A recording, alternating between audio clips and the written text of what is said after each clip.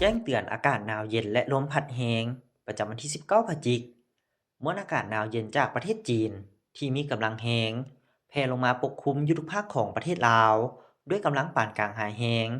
สมทบกับกระแสลมตะวันออกเฉียงเหนือพัดปกคลุมซึ่งเฮ็ดให้อากาศเย็นหาหนาวเย็นในแต่ละภาคและอากาศจะหนาวเย็นหลายอยู่บรรดาแขวงภาคเหนือลงหาภาคกลางและเขตภูเพียงบริเวณพร้อมจะมีลมพัดแรงอยู่บางท้องถิ่น ในระยะวันที่19หา20พฤศจิกายน2025นี้ดังนั้นจึงแจ้งเตือนถึงประชาชนบรรดาเผ่าองค์การปกครองท้องถิ่นและองค์การจัดตั้งทุกภาคส่วนจงมีสติเตรียมพร้อมรับมือกับการเปลี่ยนแปลงของอุณหภูมิอากาศหนาวเย็นดังกล่าวโดยเฉพาะอยู่เขตภูสูงภูดอยและหอมภูบรรดาแขวงภาคเหนือภาคกลางแขวงไซสมบูรณ์และเขตภูเพียงบริเวณอากาศจะหนาวเย็นหลายซึ่งอาจจะมีผลกระทบต่อสุขภาพ ของผู้เฒ่าและเด็กน้อยขอให้รักษาสุขภาพนุ่งห่มให้ห่างกายอบอุ่นอยู่เสมอพร้อมทั้งติดตามข่าวพยากรณ์อากาศจากกรมอุตุนิยมและอุทกศาสตร์อย่างเป็นประจ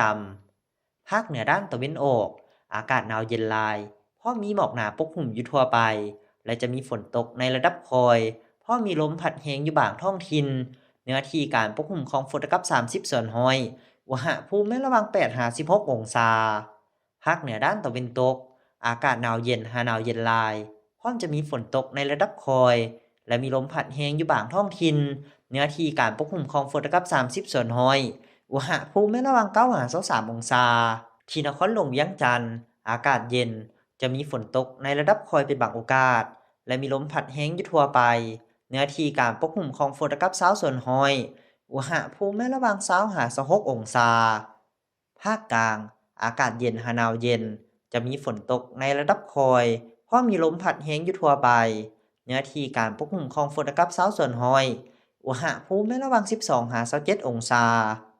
สำหรับแขวงไซสมบูรณ์อากาศหนาวเย็นเพราะมีหมอกบางปกคลุมอยู่ทั่วไปและจะมีฝนตกในระดับคอยเป็นบางโอกาสเนื้อที่การปกคลุมของฝนกับเช้าส่วนห้อยอุณหภูมิระหว่าง12-25องศาภาคใต้อากาศเย็นหาหนาวเย็น จะมีฝนตกในระดับคอยเป็นบางโอกาสเพราะมีลมพัดแรงอยู่ทั่วไปเนื้อที่การปกคลุมของฝนกับ15ส่วนห้อยอุณหภูมิระหว่าง13-28องศา